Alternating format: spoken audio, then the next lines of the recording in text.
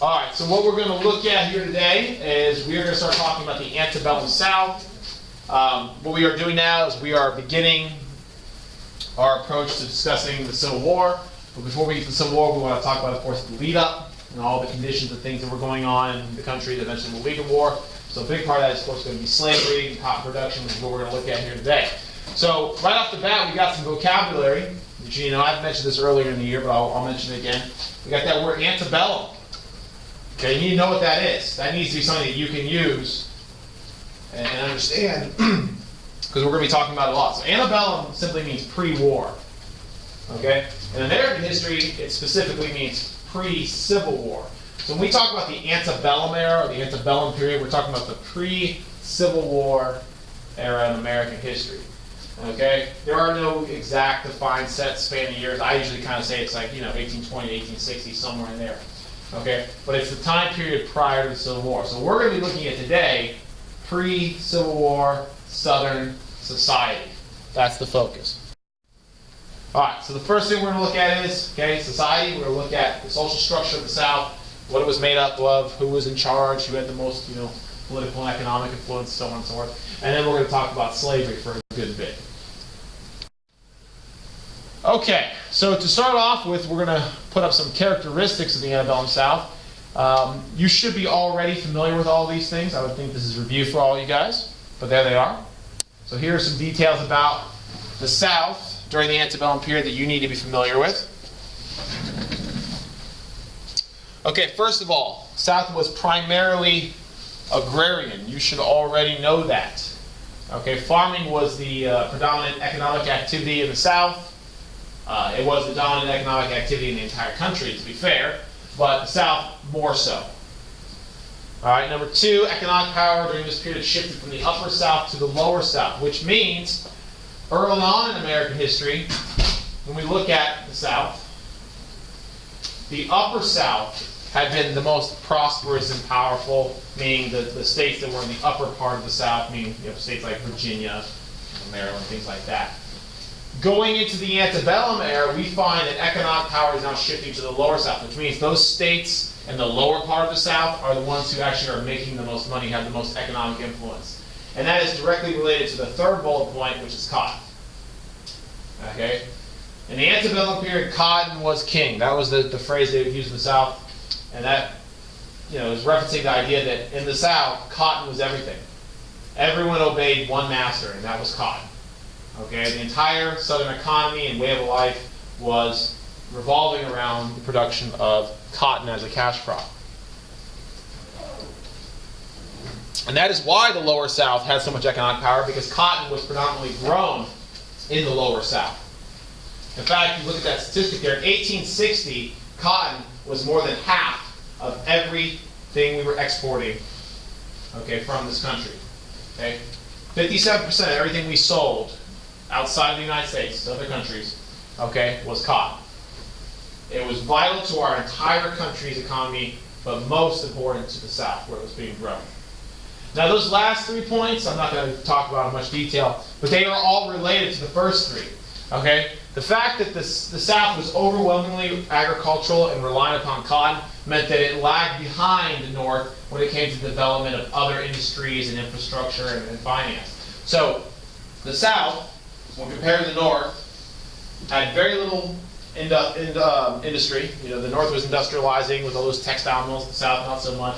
A very rudimentary financial system, banking, things like that, and inadequate transportation. Their infrastructure and their industry were way behind the North. And the reason being is they were overly reliant upon agriculture. They said, look, if it's not broke, don't fix it.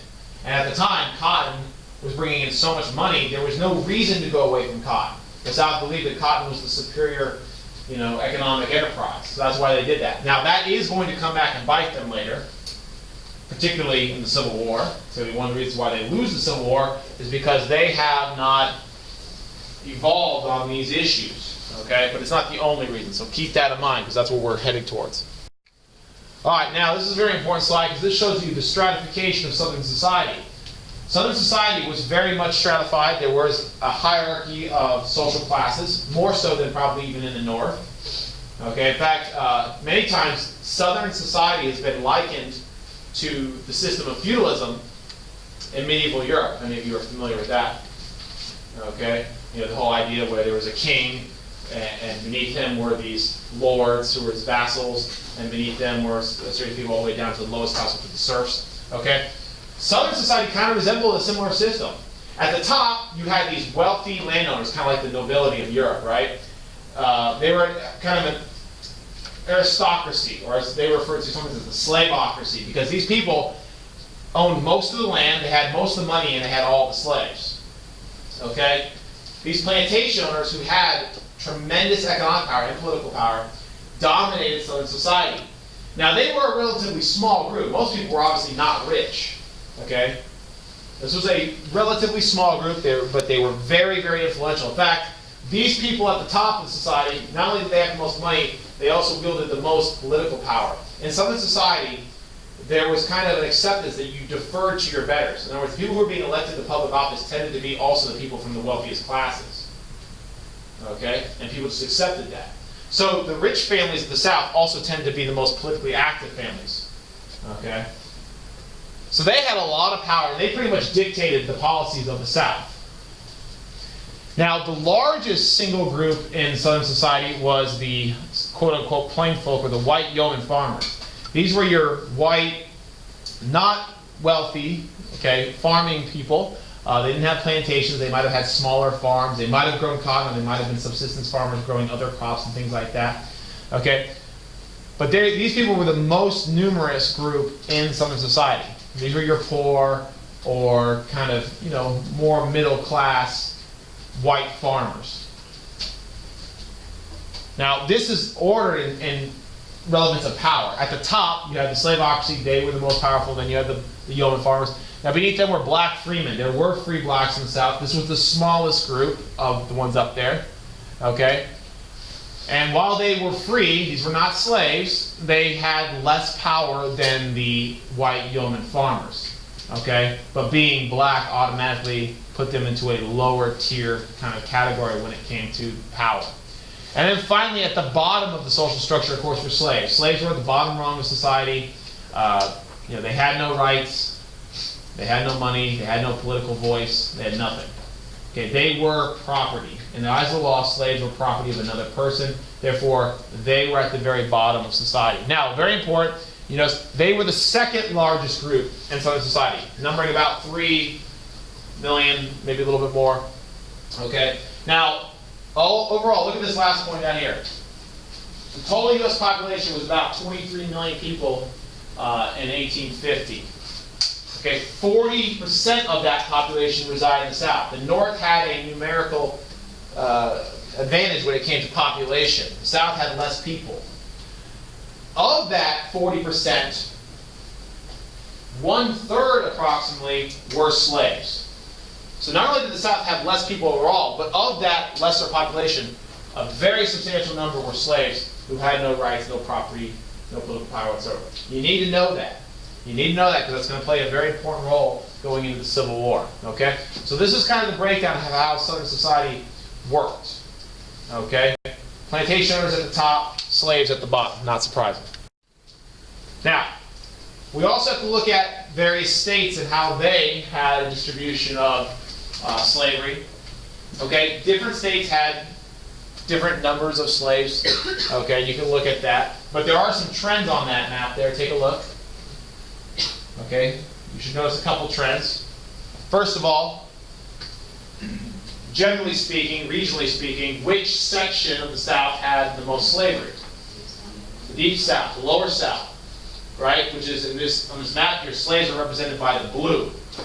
Okay, there were more slaves in the Deep South states. When you look at Florida, Georgia, Alabama, Mississippi, South Carolina, slavery was more prevalent there than in the Upper South, where you see 10%, 20%, 23%, so on and so forth. Yes? The red is free blacks, which obviously was a very small group. And in fact, you'll also notice there's more, free blacks were a small number no matter what, but there's a greater prevalence of free blacks in the Upper South, which, should probably make some sense because, of course, it's closer proximity to the North where there was no slavery. Okay? Now, that's one thing you look at. Now, the other thing is, we're going to look at how this correlates with conflict in a minute. But you'll even notice there are two examples on the map. Two examples in which slaves actually were the numerical majority. You see them? Mississippi and South Carolina. Mississippi, 55% of the population were slaves. South Carolina, 57%. Slaves actually outnumbered free whites in those states. Okay?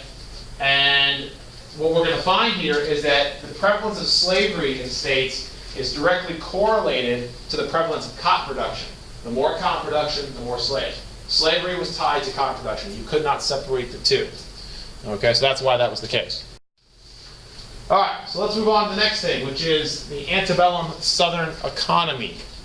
Okay, which I think you pretty much have an idea of where I'm going to go with this, because we've been talking about cotton production and farming.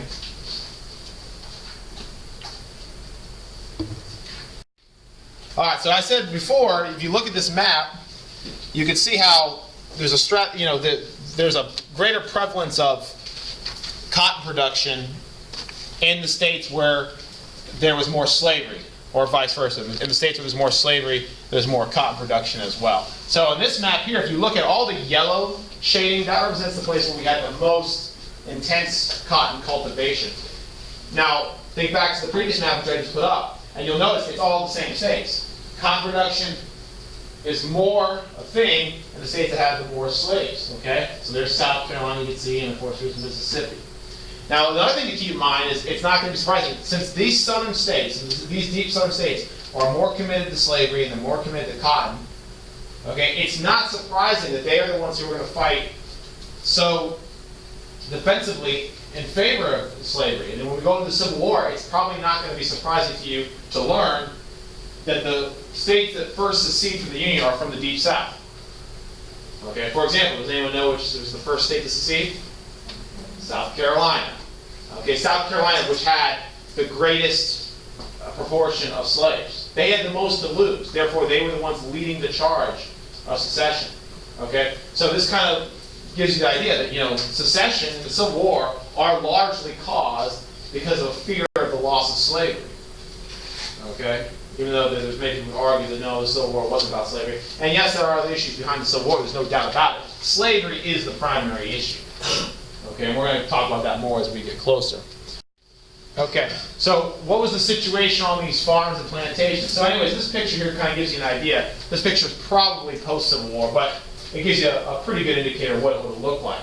So on plantations where cotton was being grown, of course, obviously, slave labor was the main source of labor for, of course, cotton cultivation. You can see there are all the field hands. So this is probably the kind of situation we would see on these plantations, okay? You say slave, field hands picking the cotton, and then, of course, processing that cotton with the use of the cotton gin. Remember, we talked about the cotton gin. Eli Whitney invented the cotton gin in the late 1700s. And in the 1800s, the cotton gin led to this kind of revolution of cotton cultivation and also a dramatic increase in slavery. Unintentional byproduct of it, but yeah, slavery did increase because of the cotton gin and because of cotton. Okay?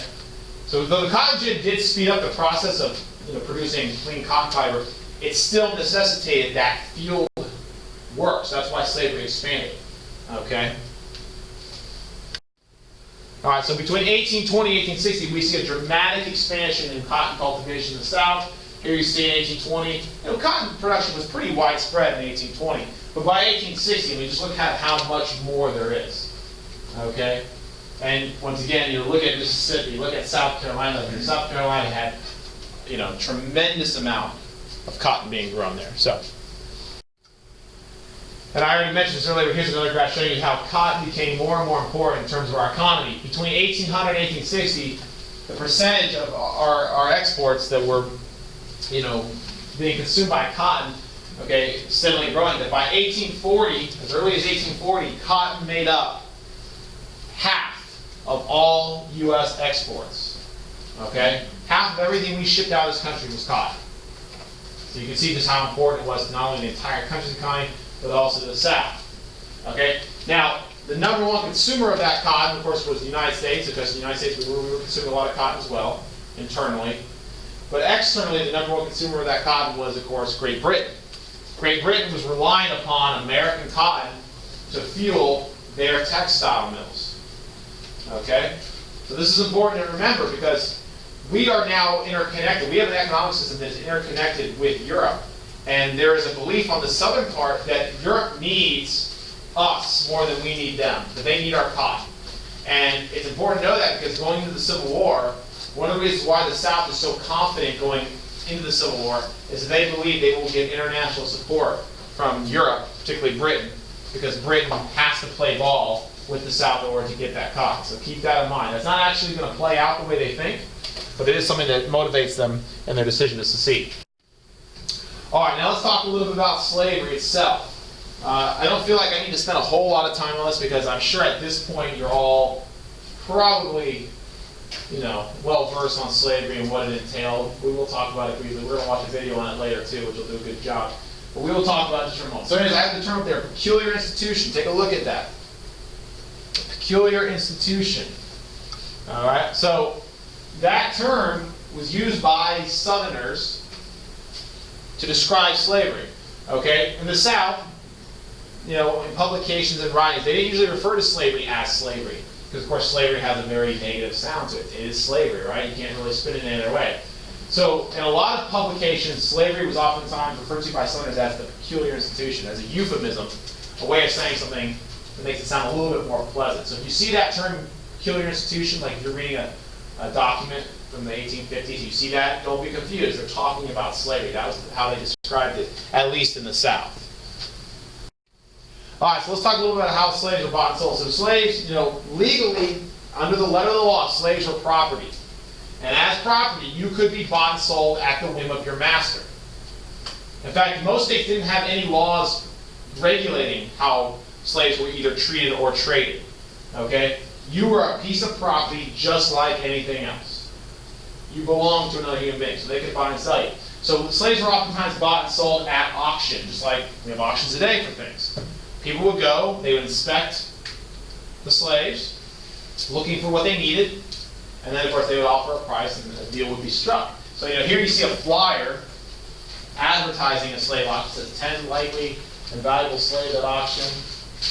Okay, now here it says 10 as likely Negroes as any ever offered in this market. Among them is a man who is a superior cook and house servant, a girl who is 17 years old, a first-rate house servant, and an excellent seamstress. So this is not only advertising that there are slaves to be sold, but it's specifically advertising the skills that a lot of these slaves had. And that also brings us to another important point, is that different slaves fetch different values. Okay? Some slaves are more valuable than others. People were looking for, people who, slaves that were youthful or strong, fit. They were looking for people who had skills. They had been trained as a cook or, a servant who had worked in a house. Okay? And because of that, they would pay more money. Okay? So when you look down here, that's why they're advertising their skills. A cook, a house servant, a seamstress. Now there's another thing that's on there that I always think is the most telling thing on that entire poster. Okay? And I just read it. Here it is down here describing all these skills. Cook, seamstress, servant. Well, one of them is just, it says, a girl about 17 years old. That's it. That's all they say about her.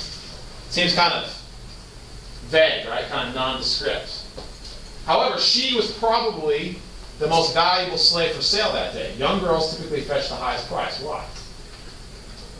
Yes?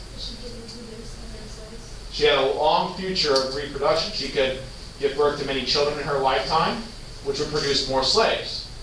Okay? So at auction, young girls typically were the most valuable, which shows you just, how calculated a lot of these decisions were. And when they talk about being bought and sold at auction, auction was a very demeaning, humiliating experience for slaves. They would be brought up. They'd be paraded in front of prospective buyers. They'd be inspected. They'd be forced to jump up and down and perform feats that showed that they were healthy. They'd have to look in their mouth to see if they had all their teeth. Their bodies would be inspected for scarring, because if they had been whipped, that was a sign that a slave might be unruly. You didn't want an unruly slave. So if a slave had been whipped a lot of times, that might hurt their value. All right? So these people were not treated as human beings. They were treated like you would treat cattle. Okay? And that's how they were viewed within the eyes of the law. All right? So there's a picture showing you what an auction might. And of course, the other thing was auctions also didn't really pay much consideration to connections, a brother and sister might be split up and sold, or a husband and wife, or whatever, a mother and child. That stuff happened all the time.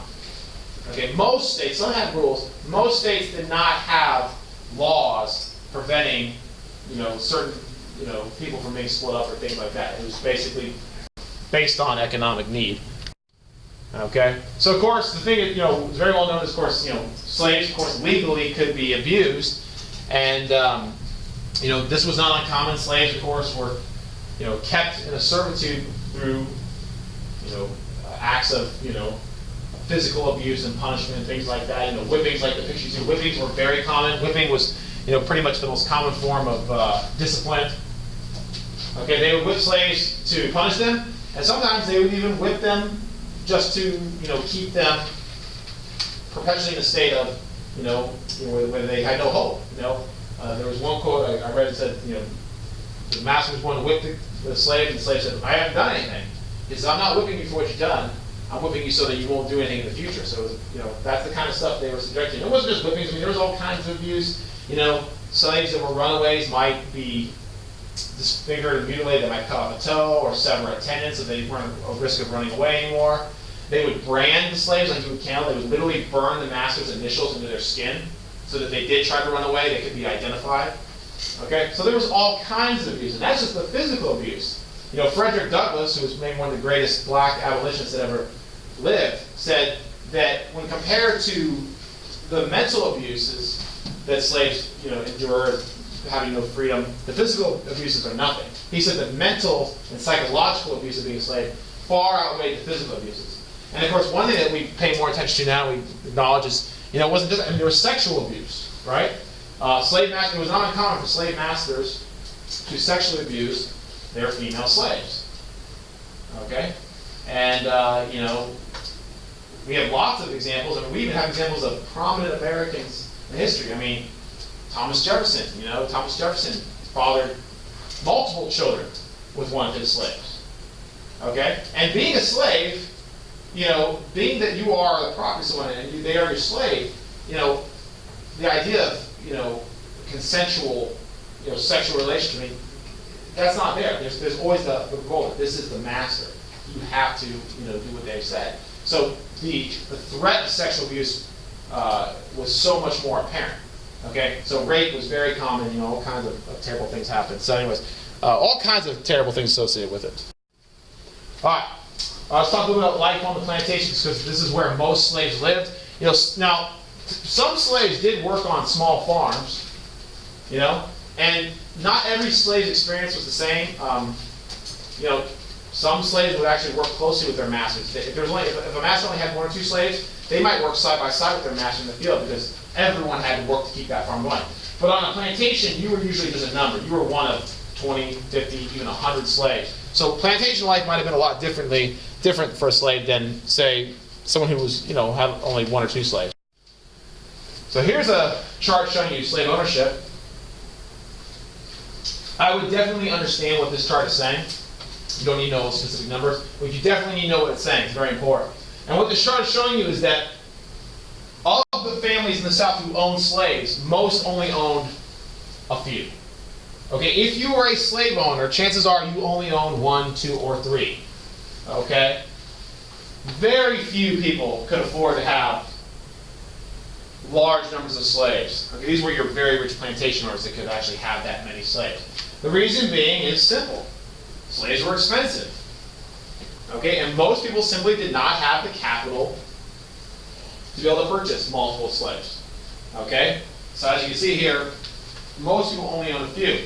What this chart doesn't show you that's also important is that the majority, this is probably something I would write down as a statistic, the majority of Southerners owned 0 slaves. 0 was the most common number of slaves owned. Most people could not afford them. Most people in the South were poor and therefore could not afford slaves. However, most Southerners still aspired to one day be slave owners because slave ownership was kind of viewed as a sign, hey, you made it. If you could afford to buy slaves, it was showing your status and what was moving up. Economically, you were improving.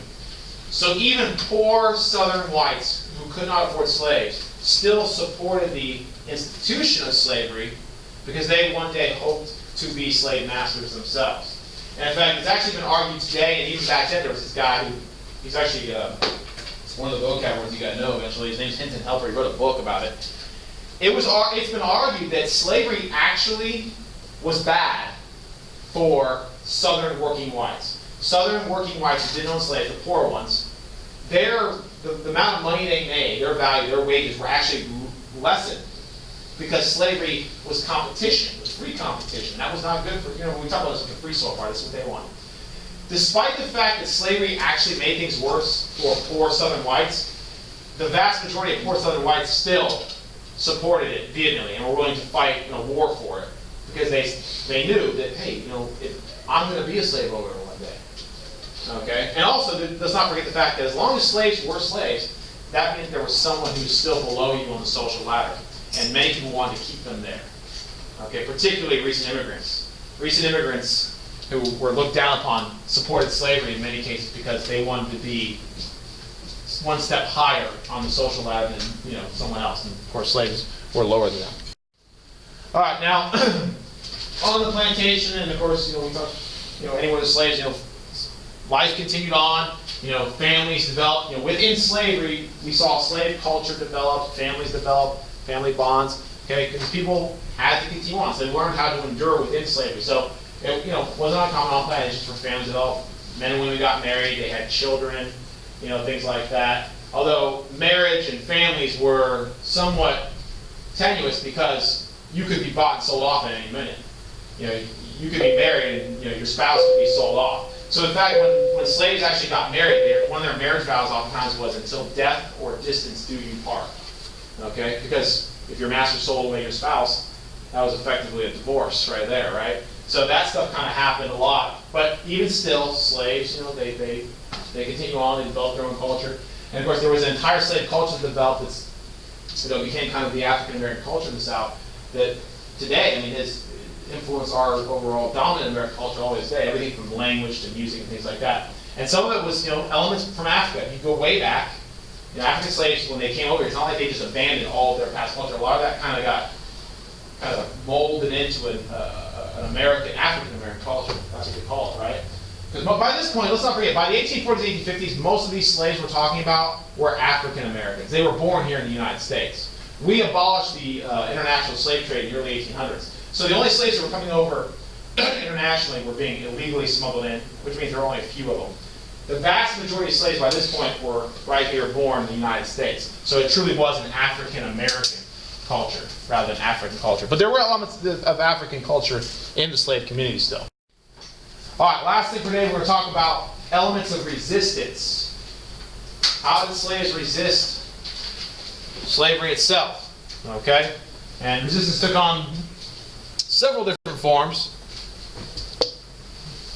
But we're going to talk mainly about the most serious examples. So here's kind of a list of ways slaves could resist slavery itself. And it kind of ranges from the least serious to the most serious. So, for the first couple, you got refusal to work hard, working only as hard as it is necessary to not get whipped, theft, theft of the product or whatever, food or something, sabotage, they might destroy equipment or crops or something like that. But those were all pretty small. It's the last two which were the most concerning to slave masters. One was runaways, and the other was revolts. Okay? So escape via the Underground Railroad was a big concern because many slaves, would attempt to escape. They would risk their lives to try and run away because they knew if they could escape to the north, they possibly could gain their freedom. Just escaping the north right there was usually a pretty good chance you were going to be free. Now, that wasn't guaranteed freedom because slave catchers actually were still allowed to come to the north and come get you. Okay? But for the most part, northern states did not support this, and they would not assist the slave catchers. So escaping the north was pretty good. The only way you could really truly be safe is if you escaped to Canada or something like that, where they had completely outlawed slavery. But even then, you had illegal slave catchers going up there and kidnapping people. That actually did happen. Okay, even free blacks were sometimes captured, kidnapped by slave catchers in the north, drugged, and then dragged back down the south and then put into slavery. So there was all kinds of pretty, terrible practices going on. And then the last one, slave revolts. That we're talking about open violence against the slave masters. That was by far the most uncommon form of resistance, but it was also the one that scared masters the most, obviously, because, of course, when there was a slave revolt, oftentimes the masters were killed. And we have several prominent examples of slave revolts in American history. Now, were they successful? No. Ultimately, no slave revolt is really, I would say, successful. They might have temporary success, but ultimately, none of them really ever end in a good way for the slaves. But still, they did take place. So I already mentioned runaways. This was one of the biggest concerns. Okay, slaves did routinely run away. Even though the punishment for running away was very severe, they would risk it all. Okay, so slave masters would go to great lengths to try and prevent this. They would offer rewards. They put together, search parties, bloodhounds, and track them down. And if a slave was caught, they would usually be very brutally punished. Now, they could be killed, and the law actually in most states allowed for slave masters to kill their slaves. They legalized murder, essentially. But usually that was not the case, because of course slaves were property. They were your investment. So killing your investment was not always a good idea. So oftentimes they would be just brutally punished or crippled or disfigured in some way so that they could no longer run away, even made to wear chains and things like that. But running away was a pretty serious concern for slave masters. Okay, and making this more of a problem was, of course, there was a whole network of abolitionist sympathizers in the South who would help you run away. Okay, in the South you had a secret network called the Underground Railroad. And the Underground Railroad was a network of people who would help runaway slaves escape. They'd hide them, they'd feed them, okay, and help them escape to the north. All right, both blacks and whites. And of course, just by helping runaway slaves, you yourself were committing a crime. So these people were also taking a big risk. Okay, because if they were caught assisting runaway slaves, they could also be punished, though probably not as severely as the slaves themselves. So the Underground Railroad did help people escape, and you can see that the arrows there, they go all over, even into the Caribbean, up into Canada, because ultimately that was the safest bet. Was if you could escape the country, you were pretty good. I mean, slavery had pretty much been outlawed everywhere in the world at this point. The last two countries really to eliminate systemic slavery are the United States and Russia. Okay, we're the last two, which is not a thing to be very proud of, right? But anyways, but the British Empire had already eliminated slavery years early, so if you could escape anywhere in the British Empire, your freedom was pretty much guaranteed. All right, now people who assisted on the Underground Railroad were oftentimes referred to as conductors. They used railroad terminology so they could talk in code. People who helped were called conductors. Sleeping, houses that you could sleep in and hide out in were sometimes called stations, like a train station. So one of the most prolific of the Underground Railroad conductors was Harriet Tubman. This was a African-American woman who herself was a runaway. She had actually run away, and then she led over 100 trips back into the South to assist other runaways in escaping. Okay? And she herself was never caught, despite the fact that the South had a bounty on her head, wanted dead or alive. Okay, so she risked her own life to go back to the South and help kind of guide these people out. So she became very famous for her role in the Underground Railroad. But she was not the only one. There were many others. Okay, now by far the biggest concern for slave masters was revolts. Slave masters were terrified at the prospect of revolt, and rightly so. If you were a plantation owner, you were surrounded by slaves. And if they wanted to rise up in violence against you, there was not much you could do. So in order to prevent this, you had to keep slaves at all times suppressed. You had to completely break their will so they would not even contemplate violence against you. Okay, that's one of the reasons why slavery was so brutal. It was to ensure these people had no hope. Okay, so we have what technically qualify as slave revolts and insurrections all over. It looks like they happen all the time by those numbers, if you can see them. But most of those were very small events. There's only, a handful of really big, well-documented slave revolts in American history. We talked about one earlier. In the colonial period, there was the Stono Rebellion. That was actually going back hundreds of years. There's one called the Denmark-Vesey Rebellion. But the one that I want you to know, more than any other, is Nat Turner's Rebellion. This is by far the biggest, bloodiest, and most influential of them. Okay, so Nat Turner was this slave, and he helped lead a rebellion in which him and his fellow slaves attacked and killed the masters on their plantation. Then they went on to attack other plantations, killing the masters there and rallying more slaves to their cause. Now, ultimately, the rebellion is a failure. Even though it's initially successful, it's not long before the militia is called out and the rebellion is suppressed, and Turner and all his fellow rebels are executed. Okay, so it was not ultimately long-run successful. However, it did have a big impact, huge impact on Southern society and American history. Because Nat Turner's rebellion was a very widely publicized, event, and it terrified slave masters. They were afraid this could happen on their plantation at any moment. So, in response to Nat Turner's rebellion, we see across the South a series of more punitive slave codes created. Slave codes were laws that dictated the treatment and of slaves, basically. How slaves were supposed to be treated, and what limitations there were on slave ownership. So after Nat Turner's rebellion, we see increasingly strict slave codes created in order to keep slaves even further suppressed so that they will not contemplate rebellion. For example, one of the slave codes that came about was it was illegal to teach a slave to read or write. It was actually a crime if you taught one of your slaves to read or write. And the reason why they made this a law is because they were afraid that the slaves, if they could read or write, they could then secretly communicate and organize rebellions. Okay? So that's just one of many. But anyways, the slave codes were designed to be very punitive and to basically make slaves unable to really organize and resist. Okay? And of course, part of the slave codes were all the brutal treatment and dictating what punishments will be had if a slave acts up and things like that. So there you see, a slave master whipping a slave. So anyway, slave code's very important. All right, so last thing today, let's talk about this. So, as brutal as slavery was, and as terrible as it was, how is it that the South managed to defend it, right? Because you can't defend it, it's terrible. Despite that, the South, they really worked very hard to defend the institution of slavery and protect it. Okay? So this is known as the apologist view of slavery. The apologist view of slavery is the Southern defense of slavery, how they tried to justify it. Now, there is no one singular defense.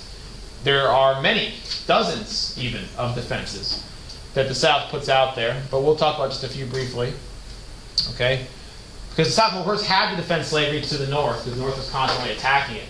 So, one of the things that the South said was, and this is the simplest defense, and you can see in the picture there, this is a piece of propaganda that supports it, is that slavery just wasn't as bad as everyone made it out to be. Plantation owners argued that the slaves on their plantations were actually treated very fairly, and that the slaves actually lived a very good life, and they were happy, like you can see in this picture. And in fact, many slave owners actually argued that slaves' lives on the plantation were better than if they were free. There was an argument in the 1800s that blacks were simply uncapable, they were unskilled, unintelligent, and they were not able to take care of themselves. Okay? So slave owners would argue that, like a parent, they are looking out for the best interests of their slaves, which is completely ridiculous, right? Because given the choice, all slaves would rather be free. All right? But they were looking out for them. They would use words like civilizing them, implying that, these slaves were uncivilized. They came from Africa, and this was a backwards territory. And they were Christianizing. They were teaching them Christianity, so they were saving their souls. Much like how the Spanish argued with the Indians when they enslaved them. They said, yeah, it's slavery, but really we're saving them because we're turning them into Christians, so we're saving their soul. So they would use all kinds of arguments. They would argue that slavery was a necessity for the economy. Look, we can't get rid of slavery. We have to have it. Our economy is too important to it. If we get rid of slavery, the entire economy crashes. That was one of their arguments. Okay? They argued the Bible. They said the Bible supports slavery. How could it be wrong? They argued world history. They said all civilizations in world history have had slavery at some point. Look at ancient Romans. Look at the Greeks. They did it. Okay? And they even attacked the North. They turned the argument around on the North. They said, how are you going to criticize us? Because right now in your northern factories, you have children working 12, 14, 16-hour workdays with dangerous equipment in terrible conditions for pennies. They called that wage slavery. They said, you guys are using wage slavery. Our slaves at least get to work outside, the sun, the fresh air. They're healthier than your slaves. And while it is true that the North had terrible working conditions, they were workers, not slaves. They were still free. They earned a wage. They could still quit if they wanted, right? Slaves did not have that option, so it really wasn't a fair comparison. So anyways, the South went to great lengths publishing lots of propaganda, making lots of arguments in defense of slavery, but ultimately, every argument they made, obviously, it is not supported. Slaves did not like it. They did not have it good. It was as bad as it seems. I mean, the South just refused to give it up because it was benefiting them. Okay, so this is not going to go away without some kind of major shift, which of course is going to be the Civil War is the turning point. We actually have to fight a war to get rid of slavery because the South cannot simply accept the fact that it's morally wrong. Okay? All right.